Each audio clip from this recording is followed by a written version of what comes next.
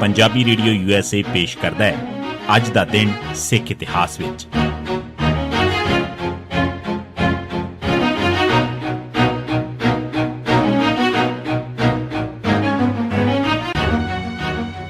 ਸਿੱਖ ਇਤਿਹਾਸ ਦੀਆਂ ਘਟਨਾਵਾਂ 'ਚ 23 ਜੂਨ ਦਾ ਦਿਨ 1947 ਲਾਰਡ ਐਟਲੀ ਨੇ ਕਿਹਾ, ਮੈਂ ਸਿੱਖਾਂ ਨੂੰ ਵੀਟੋ ਦਾ ਹੱਕ ਨਹੀਂ ਦੇ ਸਕਦਾ। 16 ਜੂਨ 1946 ਨੂੰ ਕੈਬਨਿਟ ਮਿਸ਼ਨ ਤੇ ਵਾਇਸਰਾਏ ਨੇ ਅੰਤਰਮ ਸਰਕਾਰ ਬਣਾਉਣ ਵਾਸਤੇ ਸਿੱਖਾਂ ਚੋਂ ਬਲਦੇਵ ਸਿੰਘ ਅਕਾਲੀ ਨੂੰ ਵਜ਼ਾਰਤ 'ਚ ਸ਼ਾਮਲ ਹੋਣ ਵਾਸਤੇ ਸੱਦਾ ਦਿੱਤਾ ਤੇ ਸਾਰੀਆਂ ਸਿੱਖ ਪਾਰਟੀਆਂ ਦੇ ਬਣੇ ਸਾਂਝੇ ਪੰਥਕ ਪ੍ਰਤੀਨਿਧ ਬੋਰਡ ਦੀ 22 ਜੂਨ ਨੂੰ ਮੀਟਿੰਗ ਦੇ ਅੰਤਰਿਮ ਸਰਕਾਰ ਦਾ ਬਾਈਕਾਟ ਕਰਨ ਦਾ ਫੈਸਲਾ ਕੀਤਾ। ਤਾਂ ਇਸ ਤੇ ਬਲਦੇਵ ਸਿੰਘ ਨੇ ਸ਼ਖਸੀ ਤੌਰ ਤੇ ਇੱਕ ਚਿੱਠੀ ਵਾਇਸਰਾਏ ਨੂੰ ਲਿਖੀ ਤੇ ਮੰਗ ਕੀਤੀ ਕਿ ਸਿੱਖਾਂ ਨਾਲ ਕੀਤੀ ਬੇਇਨਸਾਫੀ ਨੂੰ ਦੂਰ ਕੀਤਾ ਜਾਵੇ। ਕੈਬਨਿਟ ਨੇ ਆਪ ਮੰਨਿਆ ਕਿ ਪਾਕਿਸਤਾਨ ਵਾਲੇ ਇਲਾਕੇ 'ਚ ਗੈਰ ਮੁਸਲਮਾਨਾਂ ਨਾਲ ਠੀਕ ਵਤੀਰਾ ਨਹੀਂ ਹੋਇਆ। ਸਿੱਖ ਮੁਸਲਿਮ ਗਲਬੇ ਹੇਠਾਂ ਰਹਿਣਾ ਪਸੰਦ ਨਹੀਂ ਕਰਨਗੇ ਤੇ ਸਿੱਖਾਂ ਮੁਤਾਬਕ ਇਹ ਬੁਰੀ ਤਰ੍ਹਾਂ ਬੇਇਨਸਾਫੀ ਭਰਿਆ ਹੈ। ਆਈਨੀ ਅਸੈਂਬਲੀ 'ਚ ਹਿੰਦੂਆਂ ਤੇ ਮੁਸਲਮਾਨਾਂ ਦੋਹਾਂ ਵਾਸਤੇ ਮਤਾਂ ਰੱਖੀਆਂ ਗਈਆਂ ਨੇ, ਪਰ ਸਿੱਖ ਜੋ ਤੀਜੀ ਕੌਮ ਨੇ ਬਿਲਕੁਲ ਨਜ਼ਰਅੰਦਾਜ਼ ਕੀਤੇ ਗਏ ਨੇ। ਇਸ ਕਰਕੇ ਇਹ ਮੱਦਾਂ ਸਿੱਖਾਂ ਉੱਪਰ ਵੀ ਲਾਗੂ ਕੀਤੀਆਂ ਜਾਣ। ਲਾਰਡ ਐਟਲੀ ਨੇ ਇਸ ਦਾ ਜਵਾਬ ਦਿੰਦਿਆਂ ਲਿਖਿਆ ਕਿ ਕੈਬਨਿਟ ਮਿਸ਼ਨ ਦੀਆਂ ਸਿਫਾਰਸ਼ਾਂ ਸਿੱਖਾਂ ਦੀ ਖਾਹਿਸ਼ ਅਨੁਸਾਰ ਬਦਲੀਆਂ ਨਹੀਂ ਜਾ ਸਕਦੀਆਂ। ਮੈਂ ਸਿੱਖਾਂ ਨੂੰ ਵੀਟੋ ਦਾ ਹੱਕ ਨਹੀਂ ਦੇ ਸਕਦਾ। 1984 ਇੰਦਰਾ ਗਾਂਧੀ ਦਰਬਾਰ ਸਾਹਿਬ 'ਚ ਭਾਰਤੀ ਫੌਜ ਦਾ ਐਕਸ਼ਨ ਵੇਖਣ ਆਈ। ਦਰਬਾਰ ਸਾਹਿਬ ਤੇ ਅਕਾਲ ਤਖਤ ਸਾਹਿਬ ਤੇ ਭਾਰਤੀ ਫੌਜ ਦੇ ਹਮਲੇ 'ਚ ਬਹੁਤ ਜ਼ਿਆਦਾ ਤਬਾਹੀ ਹੋਈ। ਦਰਬਾਰ ਸਾਹਿਬ ਤੇ 350 ਤੋਂ ਵੱਧ ਗੋਲੀਆਂ ਦੇ ਨਿਸ਼ਾਨ ਸਨ। ਤੋਸ਼ੇਖਾਨੇ ਦਾ ਕੀਮਤੀ ਸਮਾਨ ਤਬਾਹ ਹੋ ਚੁੱਕਾ ਸੀ। ਫੌਜ ਨੇ ਸਿੱਖ ਰੈਫਰੈਂਸ ਲਾਇਬ੍ਰੇਰੀ ਦਾ ਕੀਮਤੀ ਖਜ਼ਾਨਾ ਚੁੱਕ ਕੇ ਇਮਾਰਤ ਨੂੰ ਸਾੜ ਦਿੱਤਾ ਸੀ। ਫੌਜ ਨੇ ਸ਼੍ਰੋਮਣੀ ਅਕਾਲੀ ਦਲ ਤੇ ਸ਼੍ਰੋਮਣੀ ਕਮੇਟੀ ਦੇ ਰਿਕਾਰਡ ਵੀ ਚੁੱਕ ਲਏ ਸਨ ਤੇ ਇਨ੍ਹਾਂ ਇਮਾਰਤਾਂ ਨੂੰ ਅੱਗ ਲਾ ਦਿੱਤੀ ਸੀ। ਰੈਫਰੈਂਸ ਲਾਇਬ੍ਰੇਰੀ, ਸ਼੍ਰੋਮਣੀ ਅਕਾਲੀ ਦਲ ਤੇ ਸ਼੍ਰੋਮਣੀ ਕਮੇਟੀ ਦੇ ਰਿਕਾਰਡ ਨੂੰ ਚੁੱਕ ਕੇ ਕਮਰੇ 'ਚ ਪਈਆਂ ਅਖਬਾਰਾਂ ਨੂੰ ਸਾੜ ਕੇ ਇਹ ਕਿਹਾ ਗਿਆ ਸੀ ਕਿ ਇਹ ਸਭ ਰਿਕਾਰਡ ਅੱਗ ਲੱਗਣ ਕਰਕੇ ਸੜ ਗਿਆ। ਸਭ ਤੋਂ ਵੱਧ ਤਬਾਹੀ ਅਕਾਲ ਤਖਤ ਸਾਹਿਬ ਦੀ ਇਮਾਰਤ ਦੀ ਹੋਈ ਸੀ। ਇਸ ਦਾ ਸਾਰਾ ਮੱਥਾ 3 ਤੋਂ 5 ਫੁੱਟ ਅੰਦਰ ਤੱਕ ਤੋਪਾਂ ਦੇ ਗੋਲਿਆਂ ਦੀ ਮਾਰ ਨਾਲ ਉੱਡ ਚੁੱਕਾ ਸੀ। ਅਕਾਲ ਤਖਤ ਸਾਹਿਬ ਦੀ ਇਮਾਰਤ ਦਾ ਕੋਈ ਵੀ ਥੰਮ ਸਬੂਤਾ ਨਹੀਂ ਸੀ ਨਜ਼ਰ ਆ ਰਿਹਾ। ਤੋਪਾਂ ਦੀ ਮਾਰ ਨੇ ਦੋਹਾਂ ਬਾਹੀਆਂ ਨੂੰ ਢਹਿ ਢੇਰੀ ਕਰ ਦਿੱਤਾ ਸੀ।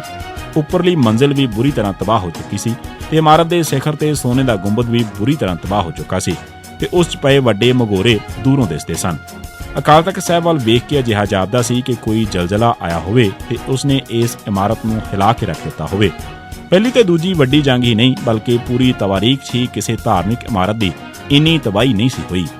ਪ੍ਰਧਾਨ ਮੰਤਰੀ ਇੰਦਰਾ ਗਾਂਧੀ 23 ਜੂਨ 1984 ਦੇ ਦਿਨ ਦਰਬਾਰ ਸਾਹਿਬ ਪੁੱਜੀ। ਇੰਦਰਾ ਗਾਂਧੀ ਦੀ ਇਸ ਫੇਰੀ ਤੇ ਗਿਆਨੀ ਜ਼ੈਲ ਸਿੰਘ ਦੀ ਫੇਰੀ ਵਾਂਗ ਗ੍ਰੰਥੀਆਂ ਕਿਰਪਾਲ ਸਿੰਘ ਤੇ ਸਾਹਿਬ ਸਿੰਘ ਨੇ ਉਸ ਨੂੰ ਜੀ ਆਇਆਂ ਆਖਿਆ ਤੇ ਸਾਰਾ ਸਮਾਂ ਉਸ ਦੇ ਅੱਗੇ ਪਿੱਛੇ ਫਿਰਦੇ ਰਹੇ। 1985 ਕਨਿਸ਼ਕ ਜਹਾਜ਼ ਬੰਬ ਫਟਿਆ, 350 ਲੋਕ ਮਾਰੇ ਗਏ।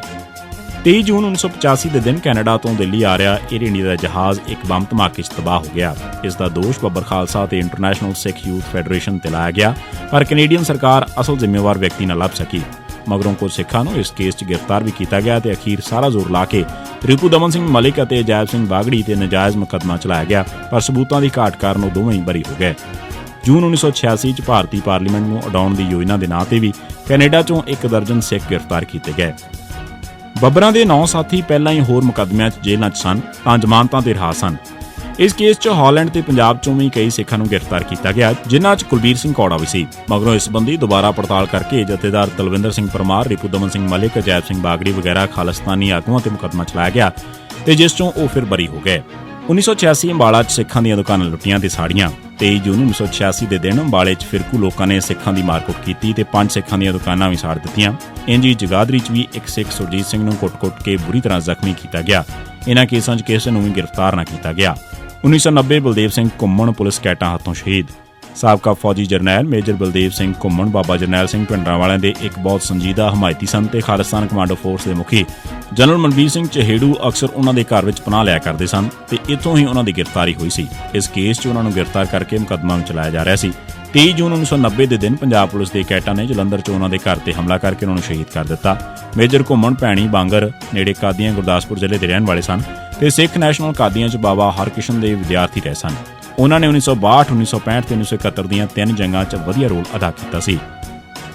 1984 ਭਾਰਤੀ ਜਨਤਾ ਪਾਰਟੀ ਦੇ ਕੰਟਰੋਲ ਵਾਲੀ ਬਾਡੀ ਨੇ ਗੁਰਦੁਆਰਾ ਮਜਨੂੰ ਟਿੱਲਾ ਦਾ ਕੁਝ ਹਿੱਸਾ ਢਾਇਆ। ਦਿੱਲੀ ਹਾਊਸਿੰਗ ਬੋਰਡ ਦੇ ਬਲਡੋਜ਼ਰਾਂ ਨੇ ਗੁਰਦੁਆਰਾ ਮਜਨੂੰ ਟਿੱਲਾ ਦਾ ਕੁਝ ਹਿੱਸਾ ਢਾਇਆ ਤੇ ਬੋਰਡ ਨੇ ਕਿਸੇ ਲੈਂਡ ਲਾਅ ਦਾ ਬਹਾਨਾ ਲਾ ਕੇ ਇਹ ਕਾਰਵਾਈ ਕੀਤੀ। ਇਹ ਸੀ ਸਿੱਖ ਇਤਿਹਾਸ ਦੀਆਂ ਘਟਨਾਵਾਂ 'ਚ 23 ਜੂਨ ਦਾ ਦਿਨ। ਸੁਣਦੇ ਰਹੋ ਪੰਜਾਬੀ ਰੇਡੀਓ USA।